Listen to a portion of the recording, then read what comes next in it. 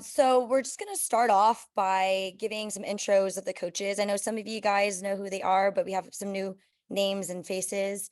So why don't we just go down the line, and then popcorn each other because I guess we're not in an actual panel.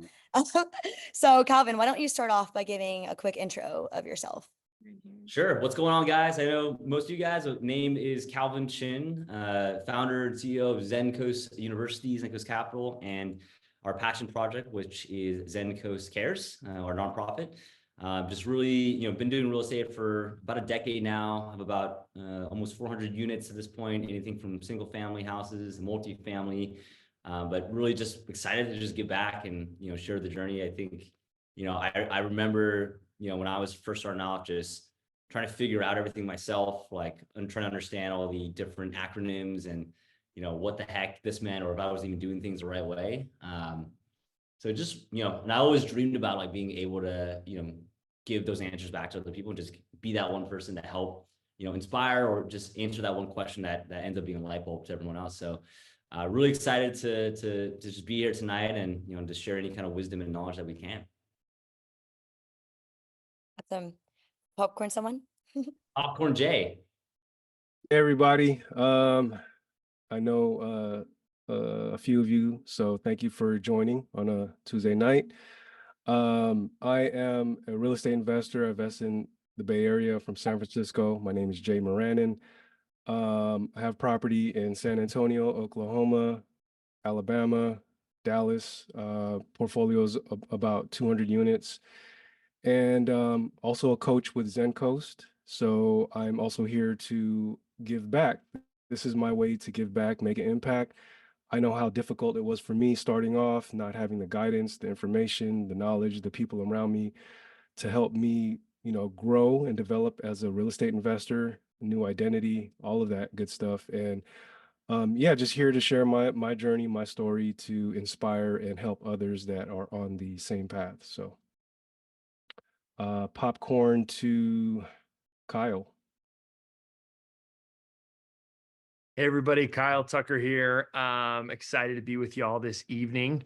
A little bit about me, similar to Calvin, it's been close to a decade, I think coming up on 9 years in real estate investing. My path comes from tech and I'm a data guy. So I do a lot of numbers and math, and it's been fun going over the years. And I think to date, we've got real estate in 5 states now, and it's the ownership in around 360 plus stores. I think if you take the portion we actually own, it's like 99 or something like that, because we're in group projects. So pretty awesome. And I think something that's 2 unique things about my journey is I focused a lot on mindset along the way. And so I talk about this a lot, psychology and relationship to money. So I love talking about that. Another thing is, I didn't make a ton of money early on, and I was able to do a lot with it. So it's one of my kind of superpowers is creativity and really, using data to get as far as you can with as minimum as possible. So a little bit of that, and exposure points in the marketplace, multifamily, single family, condos, townhomes, single family homes, Airbnb, arbitrage, own a property management firm. Yeah, kind of all things real estate. So that's me. We'll pop it over to Ray. Hey y'all, my name is Ray Tran, and I am first and foremost, I'm an educator. So I am a middle school teacher in Brooklyn, New York. I teach 6th, 7th, 8th graders about financial literacy, investing, entrepreneurship. So my first career was not in education. I grew up thinking I'd be in finance. I would wear the fancy suit, be in the middle of Times Square, and I actually got that right after college. Shortly after, I realized it wasn't for me, and I just kind of seeked to find a career that I can be proud of and passionate about. So I became a teacher to be able to touch, move, and inspire other people. I'm a big investing, financial literacy advocate. I'm investing in the stock market. I'm investing in real estate. I actually joined Zencoast as a student a little over a year ago, December 2022. Ever since then, I've purchased 5 properties, mostly borough projects, which, and if you don't know what that is, it's buy, renovate, rent, refinance, and repeat. Also part of 150 unit apartment complex. So I'm just here to give value and to show that even as a teacher, a W-2 job as a teacher, I've been able to scale my portfolio. So I'm just here to answer any questions that you may have. Awesome. Thanks, guys. But Calvin, I realized we didn't even kind of explain like who we are. So do you want to talk about Zencoast University really quick before we get started?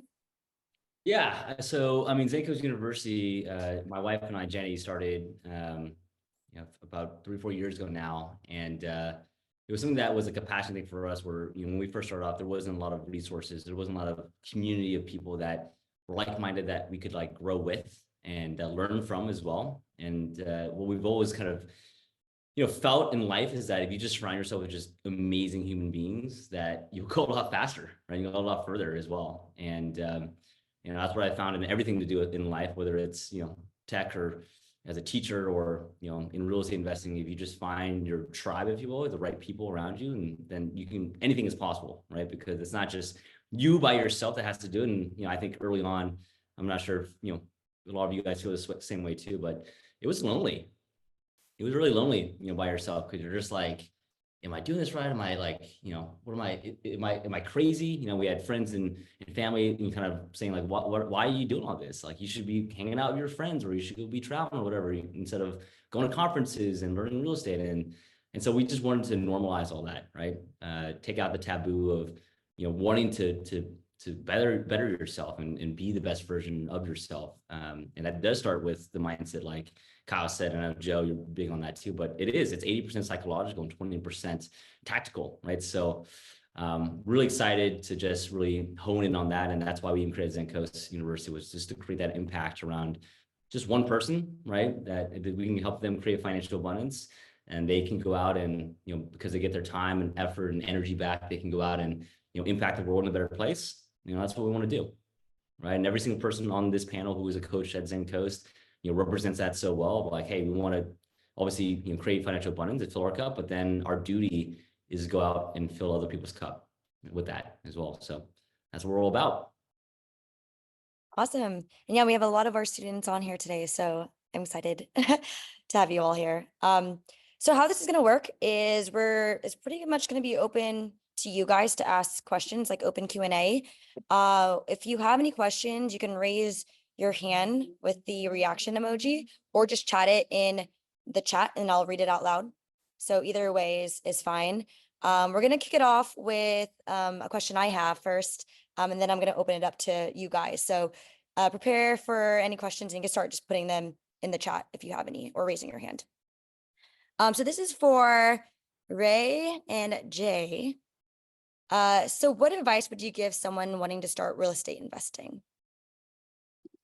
So I would say to be open-minded and just learn. Be a sponge and absorb as much knowledge as you can. For me, when I want to get into real estate, I read books, I listen to podcasts, I look for mentors out there, people that have already done what I'm striving to do, so I can learn from them, learn from their experiences, learn from their mistakes. And I'm sorry if there's a baby crying in the background. That's my son, if you can hear. Crying But for knowledge. He's crying for real estate knowledge, man. yeah, he's definitely listening in. That's why he's crying. But just really just soak up as much knowledge you can and network. I would say for somebody wanting to start in real estate, I think it's very important to understand your purpose and your reason for why you want to invest in real estate. And, having that reason and understanding of why you want to do it, that will help you get through all the challenges of, the pitfalls, the ups and downs of the real estate.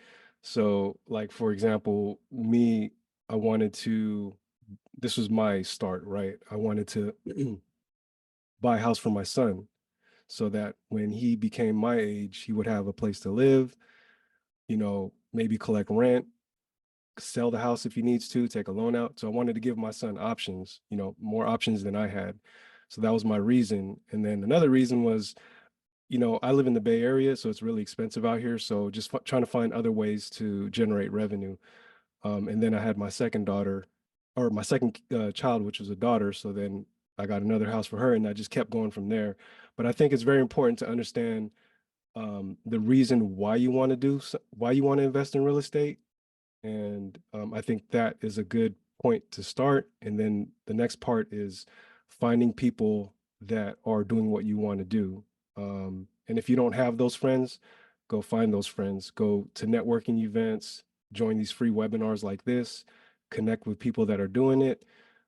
Yeah, like like in the chat, right? The community, be around people that are doing it, right? They think bigger than you and you'll catch on. So find your purpose and get around people that are doing it.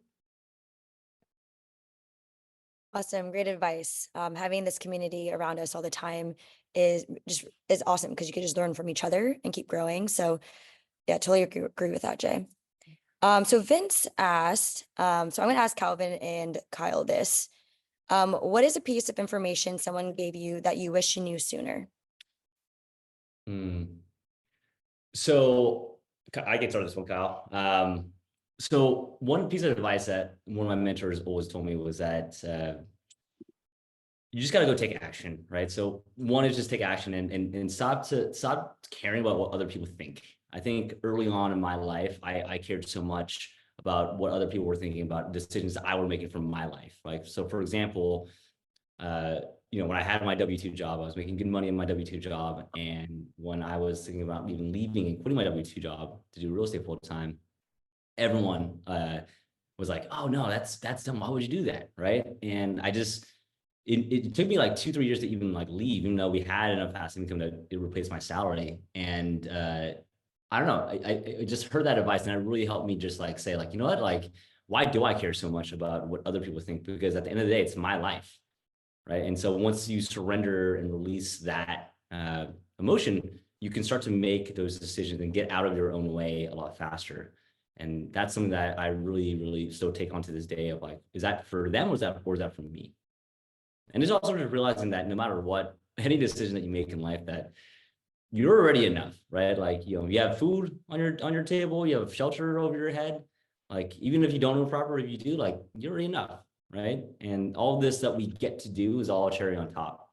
And if you take life like that less seriously, then decisions that you can make, especially in investing, become a lot easier, right? Because you're not getting stuck in analysis paralysis and really making it hard for yourself. So. Love it. Kind of echo Calvin's words, something similar, I think for me is there were several years I went through some work and some practice, and I had mentors teach me about self-sourcing.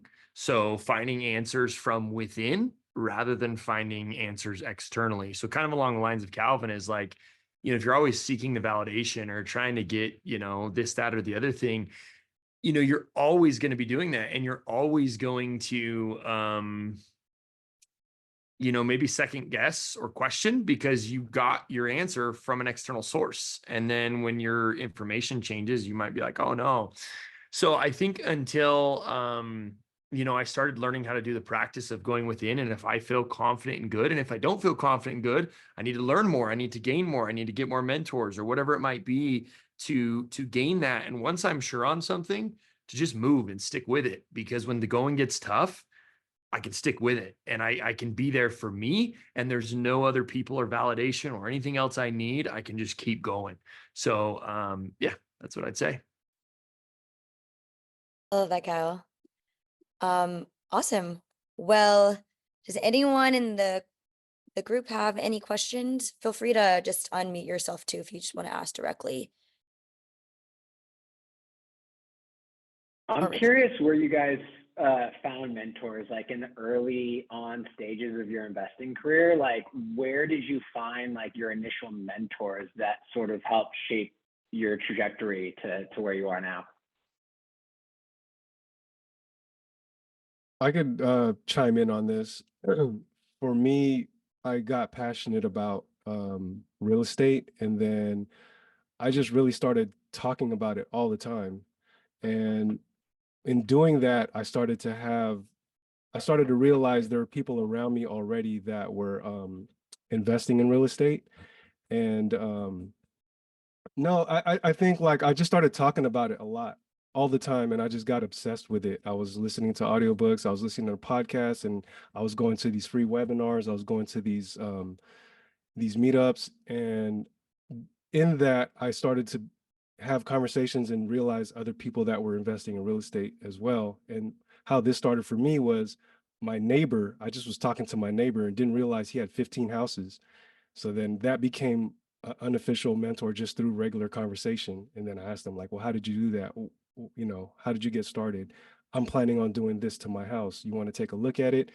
And then, so that was kind of like my first mentor. And then I kept talking about it with family members, and I realized one of my family members had a contractor and another family member that was an investor as well. So then from there, that's kind of where I had my some guidance, right? And then my second house was Jenny, who helped me get it. And from there, she was like, we're starting this community and we want you to be a part of it. And that's how I became part of Zenkos. I was the first cohort of students to join the community. Now I'm a coach. So I think just talking about it, you know, learning and just educating yourself as much as possible, you'll attract those same type of people that are trying to do the same thing. And then you'll have conversations, and you never know, you know, what that will lead to. AJ, your house number 2, number 3 jumped on Zoom too. Just saw them. Oh yeah. Yeah. So I love that question because I think we're always trying to seek out, Dom, like, hey, how do I find mentors? How do I go like find them, right?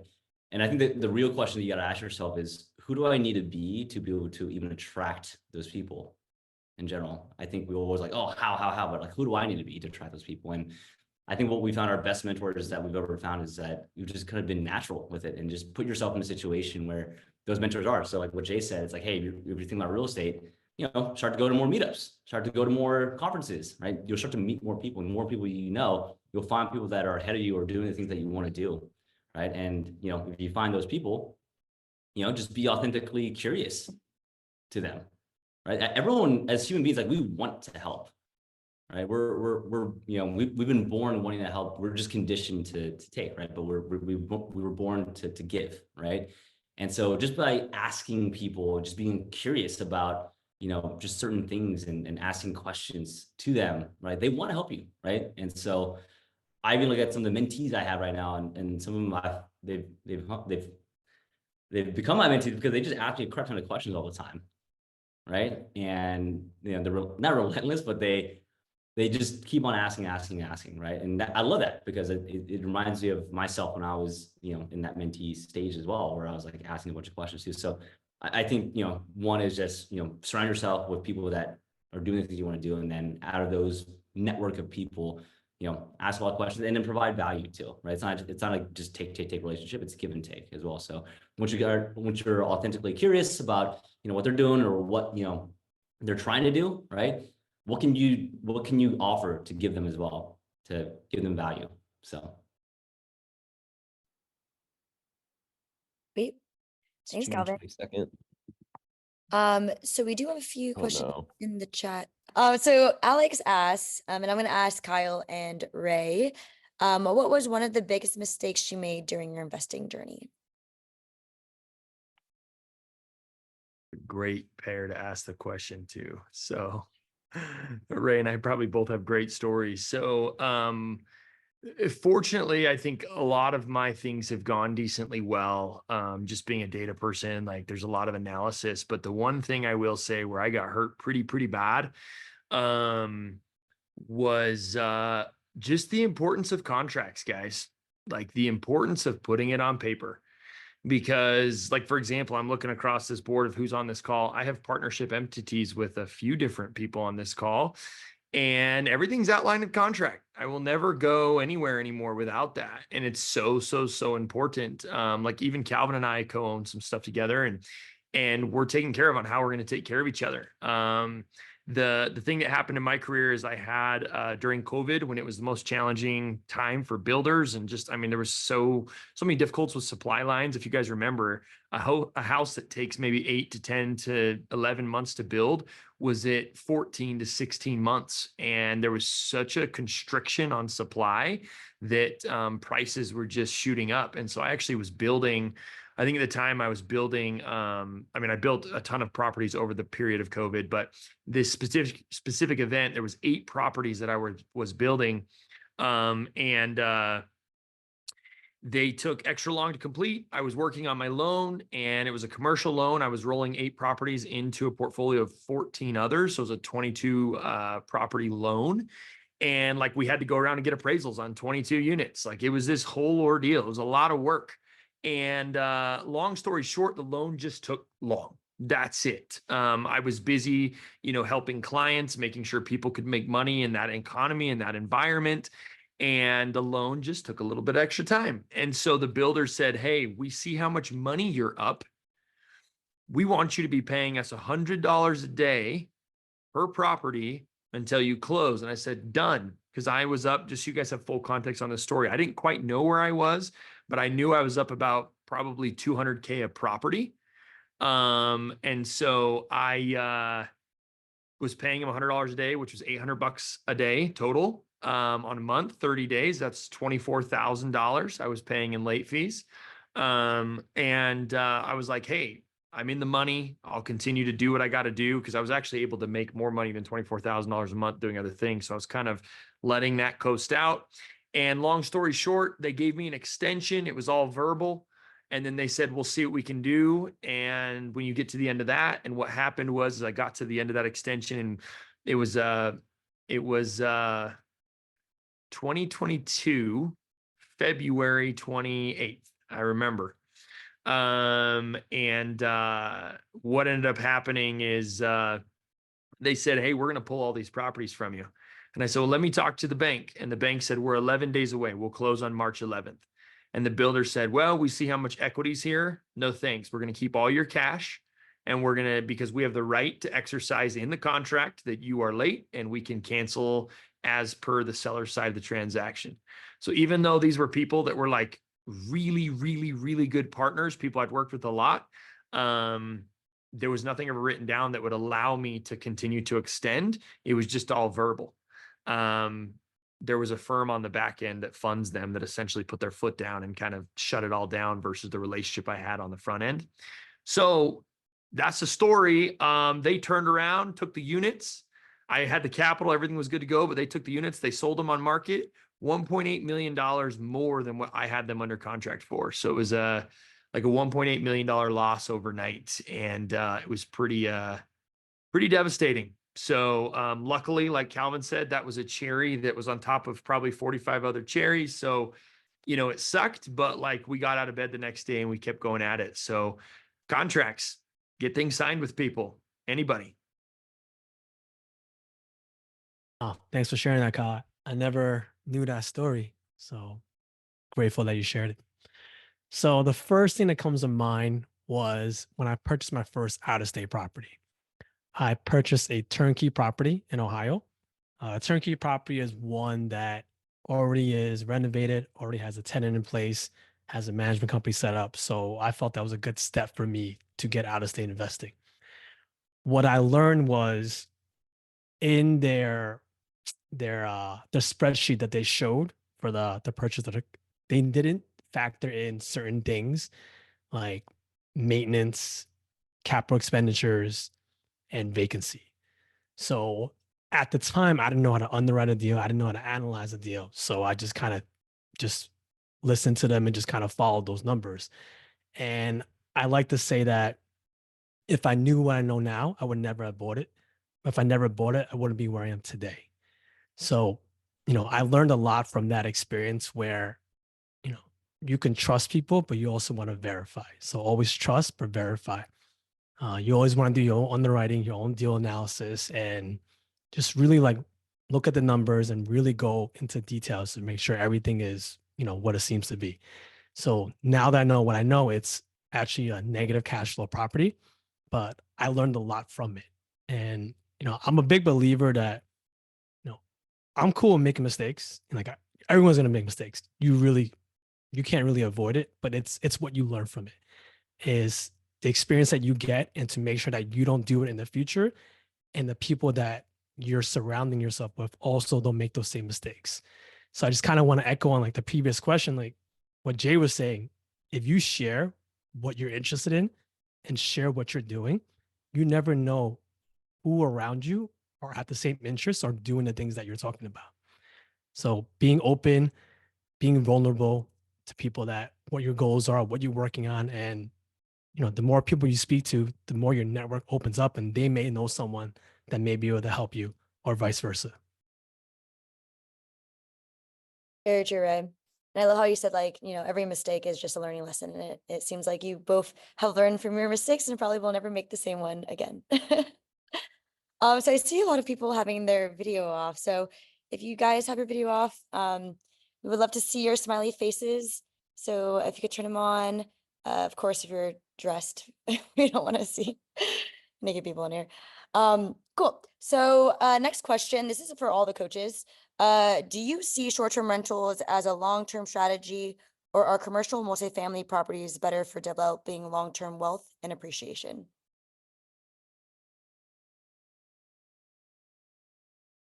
I can take this one. Yeah.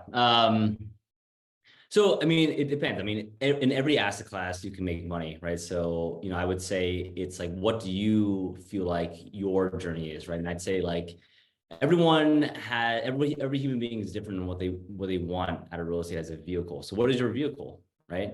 What is your superpower? I'm not very creative. Christina knows this. Like, I don't really know design that well, but I know real estate. So, we still have like 10 short-term rentals, but for the most part, we focus on long-term stuff, right? But that's because that's my strategy, right? I know my superpower. I know, how much time I can commit to something.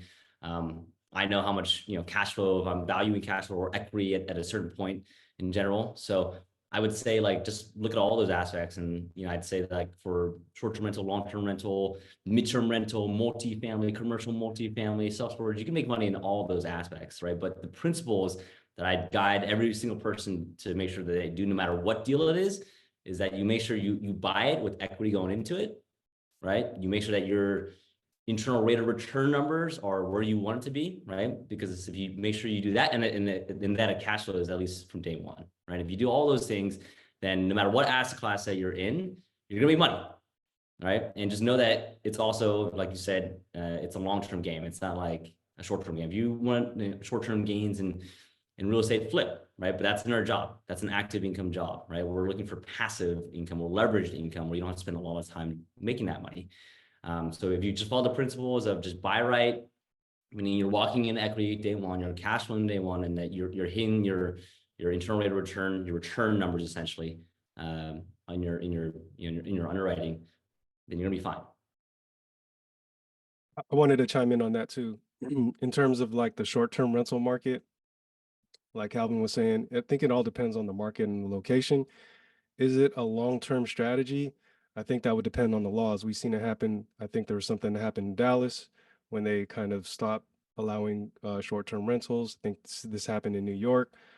So to that, I would say, is it a long-term strategy? Maybe. I think if it works and you're able to generate revenue, then go for it, but also have multiple exit strategies, right? So like, let's say you're going into a market for a short-term rental, and they changed the laws, and they no longer allow short-term rentals. In the front end, you want to analyze it as, if that were to change, how would it operate and function as a long term, and would that still generate revenue, right? So having that, and then if that doesn't work, then maybe sell it, or maybe corporate housing or some other strategies, just having different ways to look at it, right? And then commercial multifamily, I think there are a lot of upside to that, but it all kind of boils back down to the location, the strategy, if it works in that particular market, because you can buy multifamily and it's not performing well, and what are you going to do? You know, the market shifts. There's a bunch of new development that are coming online that are, you know, more desirable and appealing to the tenant pool there. So you have problems there. You got to give concessions and you have to adjust. And I think that is something that I learned. All the strategies that you're doing in real estate investing, you're going to have to make adjustments. You're going to have to look at, you know, what's working, what's not working, and just kind of with that knowledge. And, you know, and that's why it's good to have a community that you can connect with, but you have to adjust your game plan sometimes. And I think having the exit strategies will help with that.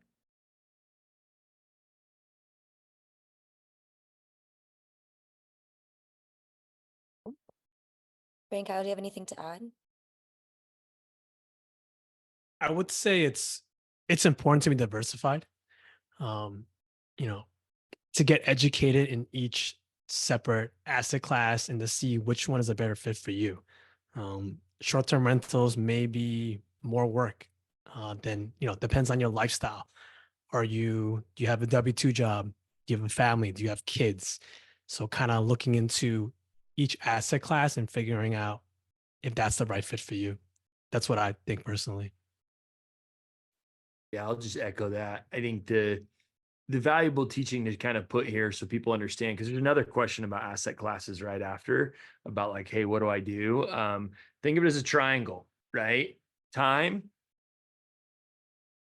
knowledge, resource, or money, right? Those three pieces are required in every deal, and people are going to be paid for those three pieces, right? So are you the person with the knowledge on the Airbnb or the multifamily, right? At first, you probably need mentors because they're going to be the people that get paid a little bit more because they have the knowledge and you're learning from them, right? Do you even have the time? Ray's kind of hinting at, you know, if you've got, you know, a really stressful W-2 that's strenuous and kids around the house, you might want to find something that is a little bit less time consuming, where you can put your capital in, right? Or if you're someone that's like, hey, I got all the time, I'm actually leaving my W-2. I'd love to like spend full time in this and do whatever it might be.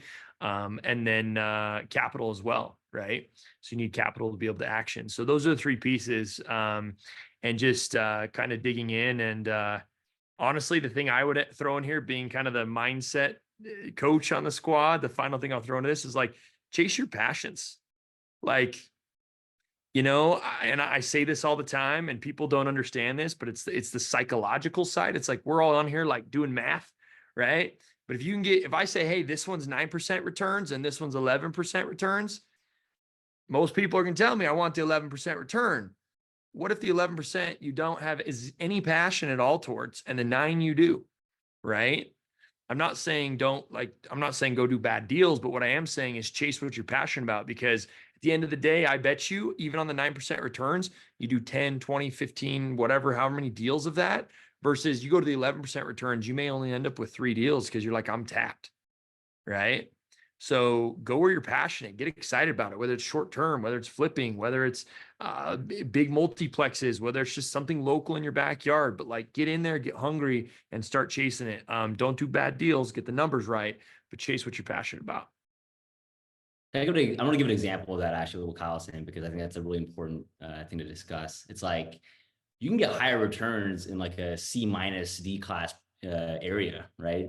On paper, but you're gonna spend a lot more time. You're gonna have a lot more stress doing those deals, right? So, you know, as we all talk about, like, what kind of deals should I do? Well, I mean, all that matters because, yeah, you're gonna get more return, sure, but you're gonna have a lot more stress too. So, is that 9% return versus that 12% return? That 12% return comes attached with a lot more stress and gray hairs. So, is that worth it to you versus the 9% return that maybe you have a lot less gray hairs, right? And that can free up your energy to do more deals too. So, very something that no one talks about because it's not like a quantifiable metric that you can look at, but is your own return on happiness in doing it. And really what I see a lot is that when people get burnt out is because they're doing stuff, because they're just chasing just returns versus doing stuff that makes you passionate. And really at the end of the day, real estate's easy, right? As long as you're in the game for a long time, not getting knocked out of the game, you're going to be successful. Right? It's been proven year over year. If you bought properties in the 80s, and you sold it for now. I mean, we live in the Bay Area. People bought properties for like 50 grand here, and now they're worth 5 million, right? Like, yeah, you're gonna do fine, right? So just stay in the game, right? And just understand, like, okay, well, besides just the numbers, what is important to me? Is spending time with my kids really important? If I have to do real estate investing, and I had to do these C-class properties, I might have to give up some time with that. For sure. And I also think like just like the type of strategy that you use, like I got into Airbnbs because I really like interior decorating. So kind of finding like what you like too. You might like commercial deals or, you know, apartment units. I don't know. Homes with Chris and Tay. Quick plug, quick plug. Yeah, follow me on Instagram. Cool. So Scott has a question, and I think I'm going to ask Kyle and Calvin, because you guys are both not in your W-2s anymore. But he's asking, so trying to think through asset classes to learn the most about. My goal is to make enough passive income to scale back from a high-paying W-2, or maybe even completely leave. And I'm fortunate to have some capital to invest. Any suggestions on asset classes to focus on? And also strategies to consider given my goals. And also, I know Scott, you're on the call. If you want to like echo anything I just asked, you can too. Yeah, thanks. I think that's it. Yeah, Okay. I talked to Scott last week about this, so Kyle, you go. Love it. Yeah, I mean, this goes along the lines of kind of what we were just saying. And, cash flow replaces income, appreciation creates wealth. That's something we've talked about for a long time. And you've kind of got to sit down and go through. I mean, it's something we do in the Zenkos community, but we really go through, we call it a risk index. So it's really understanding like, what are my life circumstances, right? And some of the examples of this might be, I'm single income, got an entire family, got 3 kids, maybe 4, maybe 5. That'd be wild. But I got a lot of responsibility. If I didn't have my W-2 today, it'd be tough to replace my gig and it'd be challenging, right? That to me says we need to be on a lot lower risk in the scale, right? Whereas if you are, say, dual income, no kids, tons of something we talked about as the coaches this week is we call it the gap, but like you really want to look at like your income and your expenses. If you have a ton of money getting saved up every month, it's like, hey, you can take on more risk. And so you can kind of navigate the market differently. So that's where I'd say to start before we're even talking about specific assets is like know where you begin and know kind of like what appetite do you actually have to play the field. And then the question is what's the map that I can draw to drive as quick as possible to being out of my W-2, right? And there's several strategies for this. Calvin and I have very like our two approaches are almost the exact opposite. So we could honestly guide you guys in any direction on how to accomplish leaving your W-2. I grew a ton of appreciation assets till I felt confident enough that I could survive just fine out there on my own. I actually was probably in my Calvin will echo this. We were both in our W-2s longer than we should have been. We just kept hanging on to those golden handcuffs, baby. We had like a bet going on that year of who was going to leave first. So Calvin ended up leaving first. Yeah, it's just really getting in position and getting your portfolio to a point. And the final thing I'll say on this is, as Calvin mentioned, is like, you just need time. You need to continue to just keep at it and be focused on what I would personally say is like, I would focus on the developmental aspect of the investor identity, not the numbers of like, hey, I'm this far. Cause I've seen investors get cash flow up to here and then get knocked off their rocker somehow. And all of a sudden they regress a huge chunk because they're just so fixated on the numbers and the deals versus like the mindset and your personal development. Because as you develop, you will get to the point where it's like, we're good. I'm ready to go. So that's what I'll say. Mike's over to you, Cal.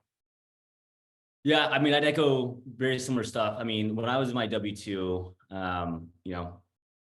I actually just wrote down, I mapped it out on a piece of paper. Like, all right, like if I make this much money every year and I save this much money, these are my expenses, right? And, if I can get an 8% return on cash and cash return, then this is how much equity I would need, right? So then year over year, I'd actually like make a graph of like, all right, this is what I need to do year over year to get there. And to be honest, like my philosophy in the beginning was like, all right, if I just buy a property a year, then I'll be set. But in reality, that doesn't really do it, right? Like you can't really scale to enough passive income that way. Maybe you get a little passive income, but enough passive income that you could, retire from a high-paying W-2 job, right? So, started doing that math, right, and realized like, oh my god, like this is gonna take me forever. It's gonna take like 4 years to do it, right? So then what I looked at is like, all right, well then I need to either do one thing. I need to either get more cash or more equity returns, right? So more cash, higher cash returns than 8%. Like I got to get higher internal rate of returns, or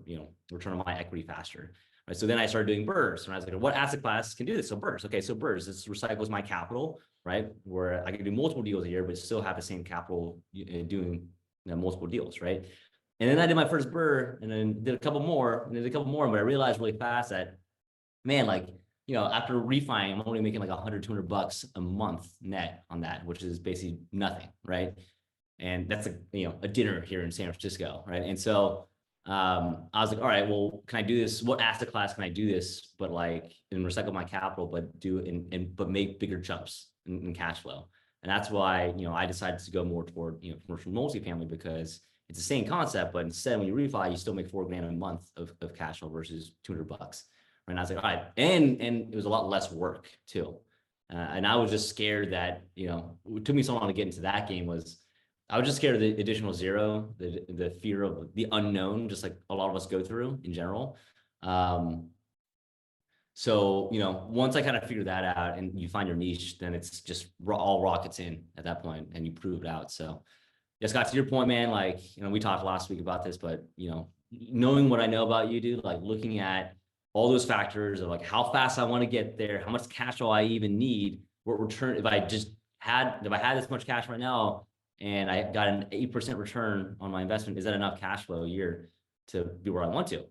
And if not, then you got to build more equity. And if so, great. Or, and then what asset classes can actually achieve that? So those are the things I look at, Scott. And again, I think for you, if time is a factor, then, and risk, you have a little bit less of a risk tolerance, and, doing bigger deals faster is always great. So. Awesome. So Eva has a question about your experience with syndications. So I'm just going to open it up to whatever coach wants to talk about that. Real quick on this, is Chris, kind of go down in the thread. I asked Eva some clarification on it. Tina also chimed in. So I actually am curious, because she just asked what's our experience. We do have experience. What specifically, Eva, do you want to know? And then Tina is asking, so when looking into syndications, what specific attributes might we look at in deciding whether or not to becoming an LP? So quick context, just to stage the question for the group. LP versus GP. So a GP is a general partner. That's someone who's facilitating or, actually working and doing the deal. An LP is a limited partner, which is someone who's deploying capital into the deal, often invited on as an investor. And so you're normally experiencing syndications as an LP several times before you're invited to partake as a GP. Okay. So yeah, and Eva just responded. She echoes Tina's question there. So that's the stage for LP versus GP. So, if you want to invest in a syndication, what are we ultimately looking at? That's the question for the coaches.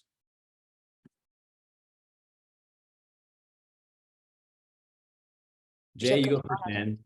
Yeah. So for an LP, I think you are investing in the deal. Of course, you're investing to get a certain type of result or return.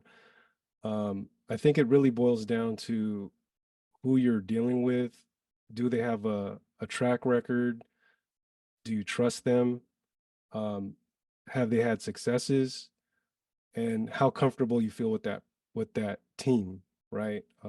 Obviously, if you are meeting with a syndicator that this is their first time doing this deal in this market, with no track record, to me, that's a red flag. Versus like you have a relationship with somebody that's proven, you see that they're constantly doing deals, they're constantly educating on it, they have a track record. That would be, for me at least, because that's what I did, right? I wanted to understand the process. I wanted to understand what is an LP. I want to understand what a GP is. I want to see the documentation. I want to see the operating agreement. I want to understand that. So, and it's kind of like what Kyle was saying, right? Like you get into a couple of deals before you get invited to maybe participate in a different way. But for me, LP, getting into a couple of different deals with people that you trust, that have proven track records, I think that is something to really take into consideration. And then while you're doing that, educating yourself, right? There's a book called The Hands-Off Real Estate Investor, and it kind of gives you a list of things to questions to ask, data points to look for, and things of that nature. So that's what I would say to that. Yeah, I'll add to that too. I mean, two things, right? One is, like Jay said, it's the people, right, that's operating it, the operators. So the quality of human being that they are, have they done this before? What's their track record? But also, like, are they just good people that no matter what, you know, they're going to do the right thing? And do they have a track record of that? And I actually love investing with people about understanding what was their biggest mistake, which I think was a question here too. But, you know, everyone learns from mistakes. And if someone has a squeaky clean record, then that just means that they're lying about something or hiding something, right? I want to know all that stuff. I don't trust anyone without any scars.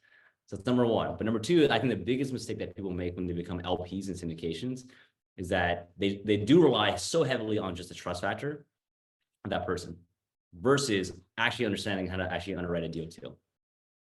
Right. And so what I'd say to that too is that anyone that is even trying to be an LP in general, understand what the deal looks like understand how to underwrite those deals too, right? Because if you do, right, yeah, you can trust that person, but like Ray said earlier, you trust, but you verify, right? And so by verifying that you know how to underwrite those deals too, you know that not only is this a good operator, a good person, but I looked at the numbers as well, and I made an educated decision based on the data as well.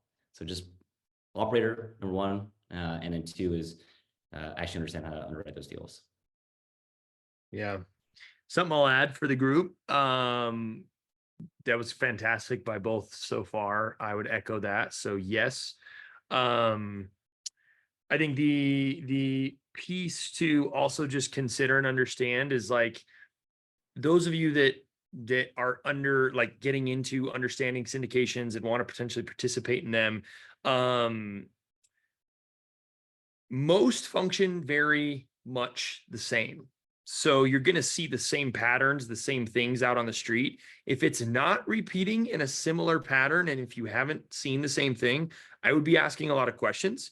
One of the final questions that, like, along with the humans are so important is, how do people get paid? How do people make money in this deal? It's actually why syndications super work, because GPs have their skin is in the game in several ways. If you get into a syndication and someone's syndicating and they're like not getting involved in the deal, that's a major red flag. That means they're just selling something, right? But most syndications are going to have, you know, some sort of percentage. It can be anywhere from 20% up to maybe 40% that's earned equity that's owned by the GPs. And then the rest of the equity is sold as limited partnership. And so understanding that, like, you know, whoever's sending this ship out to sea, they're just as, you know, they're just as serious as I am. And I've also seen a lot of GPs put money in and buy LP shares. That's a huge indication of trust in the deal as well. So that's, I'll just throw that on as an extra little piece. Awesome. Thanks, Kyle. And we also have a coach who specializes in syndications, and he's doing a talk April 25th. So if you guys want to attend that and actually just learn about syndications, I'll put the link in the chat. And he's awesome. So you'll learn a lot from him. Cool. Matt, do you want to ask a question? Yeah, I can ask it.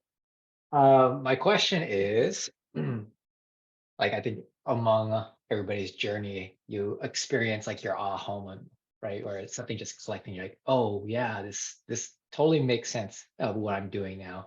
Can you guys share about like what that aha moment was for you guys, and when you realize that, you know, like, I want to pursue this real estate thing more urgently, and then also like as a big part of my investment journey?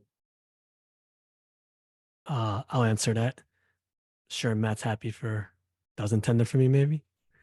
So I always saw Burr out there, and I was like, what does this mean? Like, so I learned that it means to buy, renovate, rent, refinance, and repeat. So just cycling your money.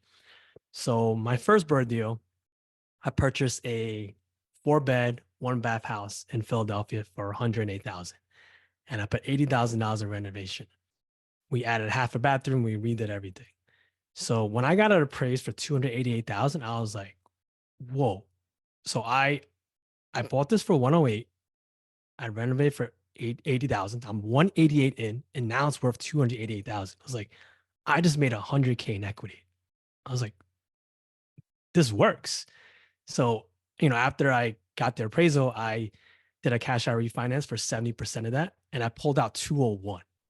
So I had money in my pocket, and I got all my money back. I had money in my pocket, so I made money, and I have a property. So it's kind of like I got a free property, and I was like, this was great. Let's go do more. In fact, I actually did 3 more shortly after that, and it just that was my aha moment. So that's why I love birds. That's why I love the force appreciation in the front end. I'd like to share on that question as well. The aha moment for me was I had my first property in San Francisco. Granted, this was a different market, different time, but I had started to. This is when around the time when the rates started to come down, and I started to get letters in the mail. Like refinance. And at the time, I didn't know what that meant. I didn't know what cash out meant. I didn't really have an understanding of equity. So then I just, out of curiosity, I just started calling all the lenders. And then, that's when I started to understand, equity is the delta, the difference between what you owe on your balance of your loan and what the value is. So at the time, because the rates were coming down, it was becoming a hot market. So I asked the question, I said, okay, if I do cash out, how much can I pull out if I leave my mortgage payment the exact same? And they're like 50,000. And I was like, okay, boom. That was kind of where I was like, okay, I could pull. I'm not changing anything. I'm restarting my loan, but I'm getting 50,000 tax free. So that was the beginning of it. So I used that money and I started doing some rehab. I rehabbed the bathroom. Rates came down a little bit more. Same thing happened. Started getting these letters. I was like, okay, well, what if I want to pull out 75? What does that look like? Oh, it's another $200. And I was like, $200 extra a month and I'm getting 75K. So I took that out. So that was kind of like, okay, there's something here. I know there's people that are successful and wealthy in real estate, and this is probably a portion of what they're doing. And that was like the beginning of it. And then from there, I used that money, rehab the whole entire house, turned it into a multi-unit. And that's when I began house hacking. And that's one of my favorite strategies for people that are starting off is house hacking, having somebody pay for a portion of your mortgage. And at that time, I was mortgage free. So that was kind of the process to where, I kind of just dove in. I love that. I love both those stories. I'm trying to think of another angle, something that was an aha for Matt, for the group. When I started to learn that there's way more to real estate than cash returns, I was just like, wait, what? And if you talk about the 4 pillars within real estate returns, there's cash flow, right? Your cash returns, there's equity pay down, there's appreciation, and then there's tax savings. These are all ways you can make your net worth or the value, the return to you higher. For me, it was fascinating because I know my market's a little bit different. So contextually, every market's not like this, but in Utah, where we had some fast-paced growth, if I was able to put 50,000 into a property, call it a 500K property, right? 10% down. And then that property then goes up to 600,000. A lot of people are like, oh, you went from 5 to 600, you made 20%. And I was like, yeah, the property made 20%. Did I make 20%? No, I put 50K in. And if I sold this thing, I mean, yeah, there's some fees and stuff, but let's sell it at a time. We can cover the fees or whatever. But the reality is I could sell it and take out 150. That's a 3X. This is 300% on my money. Right. Or 200, I guess, right? Because your 100% is one and then another. So you're tripling your money on that type of return. And I was like, wait, this is broken. Right. And this is where I started challenging all my crypto buddies. Like, 300% this week. Me too. Right. But I slept every single night. How'd you sleep? Right. And so, you know, that plus, you know, understanding how the other forms of income come in, it's just like, there's no asset class in the United States that layers all those benefits. Most other asset classes, when you make money, you got to pay the feds. Whereas in real estate, you can make money and the feds give you even more shield, which is crazy to shield other income you might have. So that's where I was like, I'm going hard and fast in this lane because it's just different. So Yeah, I love that. I'll take a different angle here.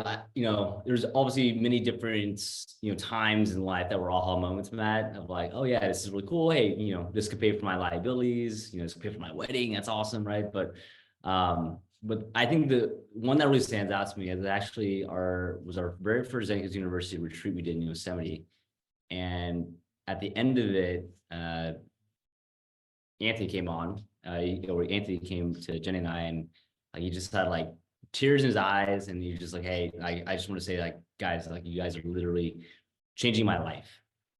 And that just hit me so hard of like, you know, real estate, more than just an income generator, more than just a wealth creator. It's a transformation tool, right? That we get to use, right? And to be able to impact people on a deeper level and a bigger level, right? And you know, because of real estate, we get to do a lot of stuff now, right? We get to have a retreat center, right, for mental health. We get to have a nonprofit, right? And, you know, not have to worry about money. And I just encourage everyone to think about, like, what would you be able to get to do if you didn't have to clock in, clock out all the time, right? And I think that, to me, was like an aha moment of like, wow, what an awesome vehicle real estate is, right? To be able to use for things that, you know, we're really passionate about in general. And not to say we're not passionate about real estate, but hey man, you can't be buried in your real estate, right? But you know, you certainly can use it to you know, make this world a better place. So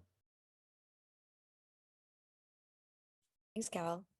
Kyle, just to go on what you were just saying before, like typically how long does the return take? Vince is asking. we're just talking in general. Where's the question at here? Vince, do you want to talk more on that? Vince, ask me a little bit more. What are you exactly looking for? Oh, he might be driving. Maybe he's just alluding, like, how much time did it take to get some types of returns like that, 200 to 300%? You know, it's just an example. The reality is like, you have market adjustments. Those were specifically in appreciation markets. Unless you have a lot of income and a lot of net worth, appreciation markets might not be the starting place for folks. And so just understand, back to risk indexing and all that's really important. But, you know, in the last 12 months, 24 months, we didn't see those returns. From 2020 to 2023, maybe 2022, there was 2 or 3 years there where we saw some incredible returns. You know, I think the important piece, and all I'll say with that, is less of a timetable, but something a mentor taught me, that, you know, it's just so slapstick style. It's like, you don't make money on real estate you don't own. So, you know, get in the game, and, you know, there's going to be a lot of different use cases of what made what where, but, yeah, you're not going to make anything unless you're in the game. So get in there. Sweet. Okay, Joe, you have a question. Do you want to ask it? Sure. This actually kind of fits nicely with what I think Kyle was just alluding to, but this is for anybody. But you all do different deals and invest in different markets, it seems, from where you first started out. So for the beginner, and this kind of gets to like time management, or, you know, dedicating mental space, but does picking the like perfect market really, or strategy really make, does it matter that much in the beginning, or is it more about doing something that kind of passes the, you know, back of the napkin test, and just like go out and take action and get into it first, because you know, things will change in the future? I can do this one. Yeah. So yeah, market analysis paralysis. That is where people get stuck the most, Joe. Right. So I agree with you, man. I'd say like just make sure, like, no matter what principle is there, population growth, job growth, wage growth, and economic diversity. If you have those four things, great, right? And then I'd say on top of that, then the biggest one is, what kind of a competitive advantage do I have there?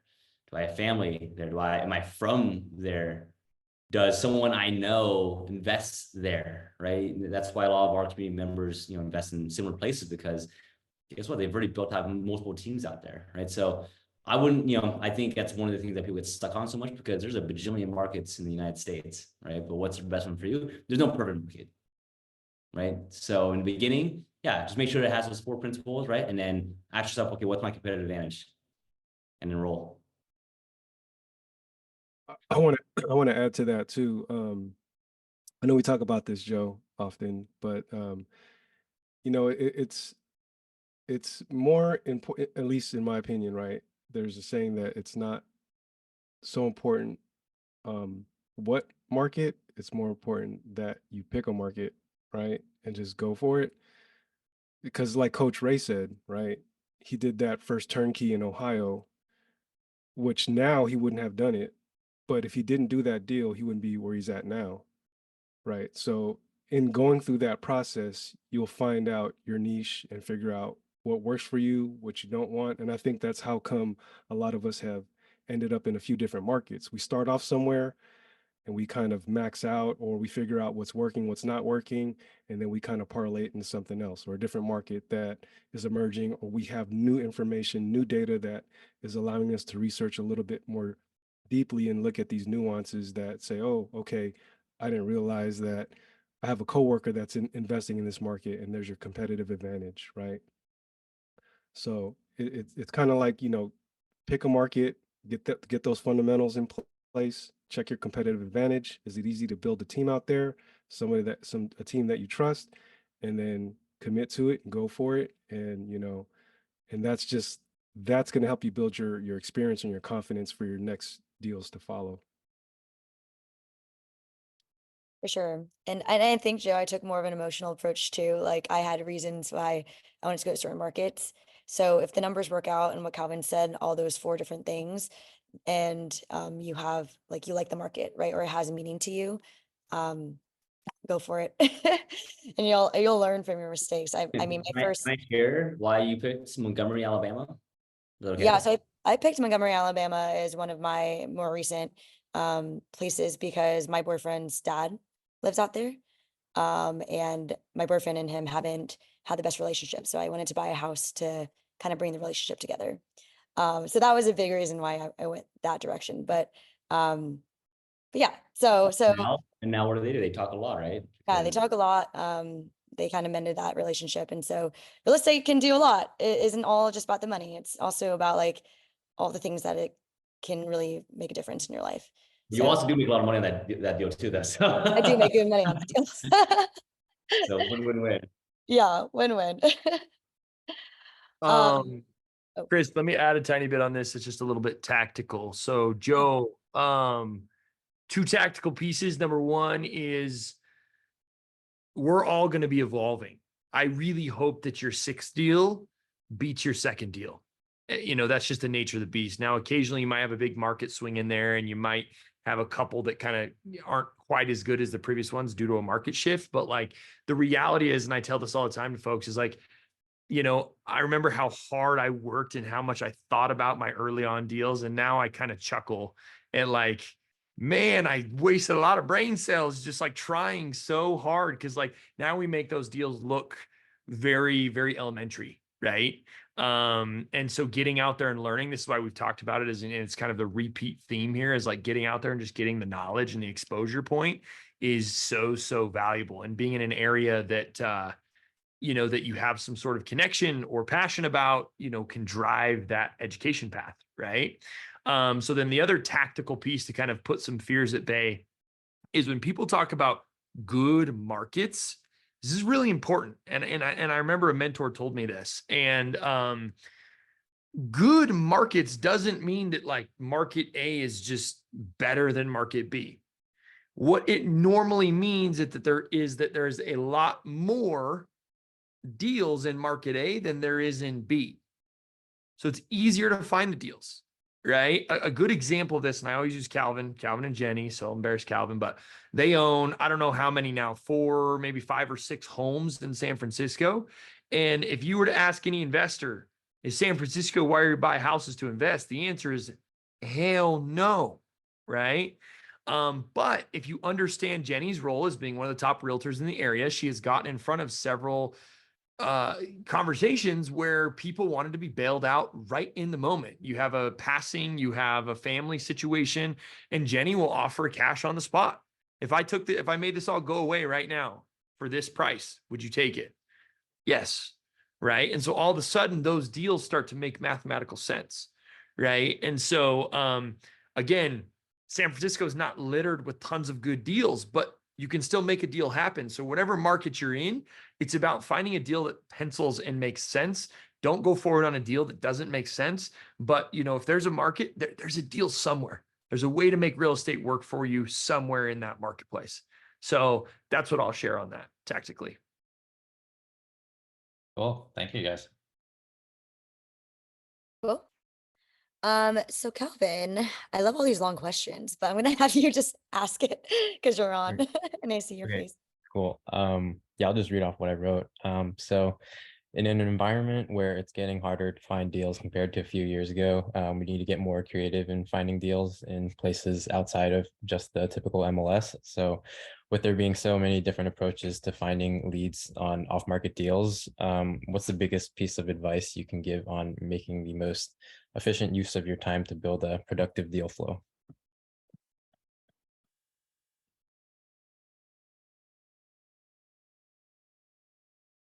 All right, I'll jump in on this one. All right, so Calvin, love this question, right? So deal flow, that's always gonna be the hardest part for a lot of people. So I think it just depends on how much time you have, right? So if you look at it as a funnel, right? Like if you had all the time in the world, you should have all the pieces of the funnel, right? You should have your agents and wholesalers, you have your network, you go network a lot and conferences and whatnot. And then you also have your off-market direct to seller, right? Now in a perfect world, you have all 4 of those, right? And then they all kind of lead you into this deal funnel, right? And then you can basically nitpick from there.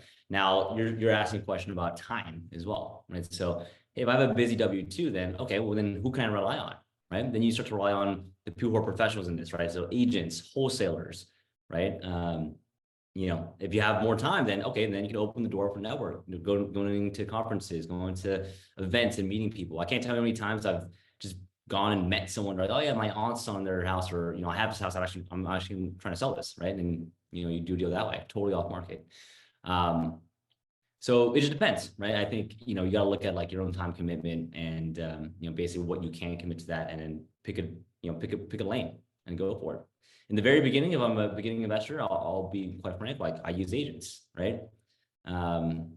You can get sometimes creative as well. So like actually my very, very first deal, what I did actually is I was talking to turnkey companies, right? It's kind of a cardinal sin. Don't do that, by the way. Like they're terrible in general, but I was just talking to them, just kind of like figure out where they were investing, because they do their research, just kind of like how you rely on Whole Foods, like wherever Whole Foods go, that they're gentrifying, right? And that's a good neighborhood. So same thing. I was talking to turnkey companies and they had sent me this deal. I remember it was offering at 180 grand, right? And I was like, okay, it's in Dallas, Mesquite, Texas.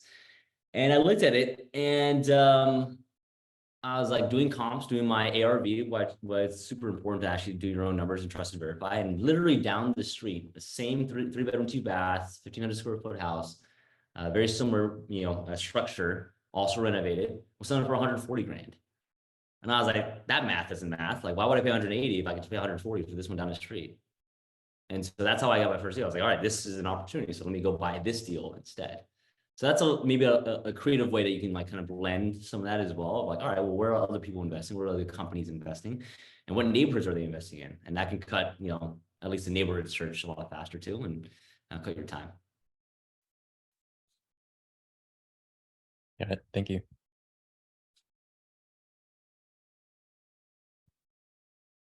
Oops, I realized I'm on mute. But Jay, did you want to say something? It looked like you were about to talk. No, I was just going to add to that is, yeah, I think communicating with your agent that, maybe what is their process for finding off-market deals, right? Like, not all agents are the same. Some people will door knock, send out mailers, wholesalers, networking, joining Facebook groups, just anything outside of the norm and doing more than just looking at the MLS.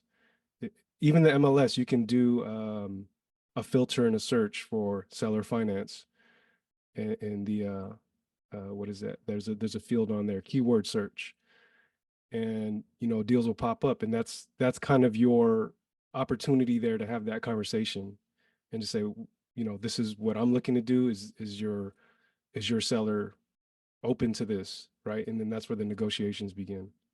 So just wanted to add that. Calvin, one more thing. I want to answer a question or two, man. It's like, back in the day, Jenny and I used to just, our date nights would be what we call it driving for dollars.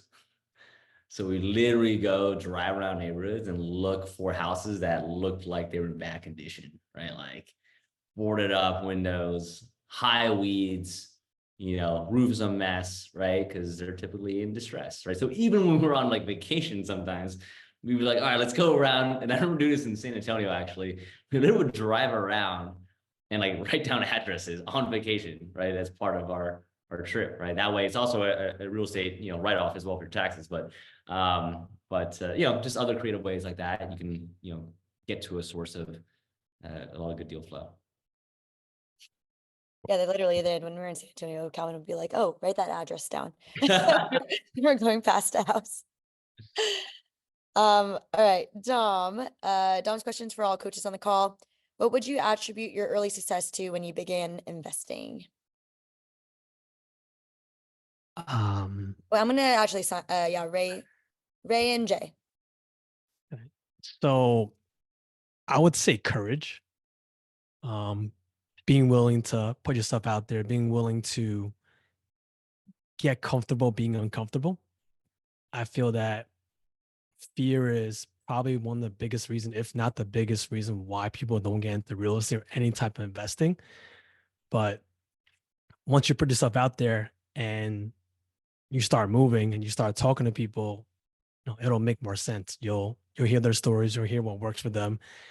And for me personally, I mean, just having conversations was probably the biggest motivator for me. And, like Joe was asking, like, how do you pick the perfect market? I was like, to be honest, I figured out my market, my strategy from talking to other investors to see what their market and their strategies are and why they chose them and why it worked for me. So the reason why I went for Burrs, because I'm probably one of the fewer beginner real estate investors that don't want to replace their W-2 job. So I wasn't looking for cash flow. I was looking for the equity build, which I think is building equity is a lot greater and more important than building wealth than cash flow is. So once I got clarity on why I was doing it and what my vision and goal were, like I was able to make that decision. Love that. For me, it was different. My the attribute that I kind of started my path towards success was from pain. So there's a lot of things that were happening in my life at that time, and I was coming to a realization of things. One, I was tired of being broke. I was tired of living paycheck to paycheck. I was tired of being uncomfortable. My mother passed away. I was afraid of dying. I was afraid of I started to think about myself in my mom's position, her last week in the hospital. And I started thinking about all the things that she wanted to do, but she could no longer do. So I was afraid that I didn't want to be in that position to where I'm sitting there on my deathbed and regretting everything that I didn't do, all the chances that I didn't take. I don't want to sit there like, oh man, I should have joined this community, or I should have bought a house. I should have bet on myself. I should have, the money's going to come and go, right? I could lose money, I'll make it back. But, the time, I just don't want to go live my life and not try my best to change my life, right? So that was kind of where that was. And I think the big attribute, or the biggest thing for me, is like what Kyle was saying earlier, is mindset is everything. We could have all this information, but if we don't have the mind for it, or the commitment, dedication to become the future version of yourself, the information is not going to do anything. It's really just you taking the action. And for me, I was way more uncomfortable not doing anything, not taking a chance, not taking a risk than to do that. That's more risky for me, to not try, get to my later years in life, depend on my 401k or whatever, social security, if there's anything left. Because I've seen it happen so many times to my family members, right? I'm going to retire and I'm going to travel. Then they get there, they're not making all that money that they thought they were going to make out of their 401k. Inflation, everything costs way more. So there's no traveling. They're just in survival mode. So those are kind of my thoughts early on, is that I don't want to get to that point and then realize I should have tried. So. Yeah, and I kind of like what Ray said too, like Jay and Ray are like just everywhere. They are networking everywhere. I kid you not, Jay is just always at a real estate investing event. So I think just really putting yourself out there and just being really immersed in it as well is a really great way to start being successful in it, just taking a lot of action. All right, cool guys. All right, we have one more question, and actually puts us pretty close to time, so that's perfect. And then I can open it up to you guys too. I'm just trying to find the question. I lost it for a second. It's like deep in here. I think it's Rebecca. So for Kyle and Calvin, do you think it's important to have a balanced portfolio, as in 50% real estate and 50% more liquid investments? If someone has over 75% of their net worth in real estate, is that risky? I'll let Calvin lead, and I'll polish it up if we need anything else, because Calvin's good at this topic. Oh man. Okay. So Rebecca, I feel attacked because I feel called out, because 75% of my net worth is in real estate. Exactly. So I put it this way, right? So what is risk in general, right? So risk to me is defined as I don't have control, or it's asymmetrical risk reward, right? So if I don't have control over it, right, and there's not an asymmetrical risk reward on it, then that is risky, right? One of the reasons we don't invest, now we still invest a lot in stocks, but we don't as much as real estate, is because we don't have the control, right? I know in a real estate deal, I can turn it around. I can do all the stuff that I need to do to make it work, right? And in stocks like something like that, like you can't, right? You don't have that control. You don't sit at the board of Apple, right? At the end of the day. And so what I like to do is control my risk, right? So any asset class, whether it's stocks, Bitcoin probably every day, real estate, it'll go up and down, right? It'll be up 20%, it'll be down 20%, right? Now, the cool part about real estate, though, is that there's one thing that you can do to make sure that even if it goes down 20%, you're going to be okay. And that is what? Cash flow, right? That's how you hedge your risk in real estate, because if you can cash flow a property, you can hit the downs and you can hit the highs, right? But you never sell the down, right? If you do ever have to sell, then sell the high, right? But cash flow affords you to be able to do that and hold longer. And if you look at just median values of homes through every decade in the United States, every single decade, it's gone up from the beginning of the decade to the end of the decade. It's gone up at a minimum. The least amount was 24%. And that was from 2000 to 2010. And that happened because at the end of the decade was 09, 010, right? So as long as you can hold, and where people lost their shirts a lot in 08 and 09 was that they didn't cash flow, right? So if you didn't cash flow in 08, 09, right, and your value of your house was less than your mortgage, right, then you're gonna be bleeding, and you should just give it back to the bank. And that's exactly what happened. A lot of people just threw the keys back at the bank. But if you cash flow in that same scenario in 08 and 09, right, then you don't have to throw the keys back at the bank. You can hold that property until it's 2020. And at 2020, the value of the house was like double, right? So the people, and then they were also able to do what? Buy the properties that went under in 08 and 09 for 60 cents on the dollar, right? So that's why, again, Kyle said, like, hey, and I agree with this, equity creates long-term wealth, but cash flow is that risk adjuster that keeps you afloat no matter what, right? So always cash flow, and you build equity that way. The longer you hold it, the more equity you're going to have too. So Love it. I'm trying to think what else we can add to it. The only thing I think we could, further progress the knowledge for y'all is, real estate is consider it as risky as real estate is. It's a very low risk asset, as Calvin was kind of going over there, right? Like if you can, call it not get knocked out of the game. We talked about that earlier, and just continue the course. You're going to be in a good spot. And if you look at times like the stock markets can shift substantially faster. Crypto, everybody, we don't even need to comment, but overnight type speed of shifting, right? I mean, imagine if Holmes followed the Bitcoin. Right now, Bitcoin's crushing it, right? But like it went up to 70 and back down to 20, and now it's close back to 70. Like, could you imagine the roller coaster, right? So I'm just kind of bringing that up as real estate for a lot of, I think what's the statistic, 90% of millionaires are, built from real estate. The other 10% come from companies and stuff like that. Because it's a very consistent thing. The part I will add is, well, what is less risky than real estate? And Calvin and I were actually together with some other peers discussing this, and it was some stuff that Tony Robbins was teaching about and some of his guys. And there are some other asset classes that are less risky. And most of you probably, I mean, some of you are probably familiar, but most of you probably are less familiar because they are super boring, right? It's like buying T-bills straight up, buying, different types of just super slow growing, safe assets, right?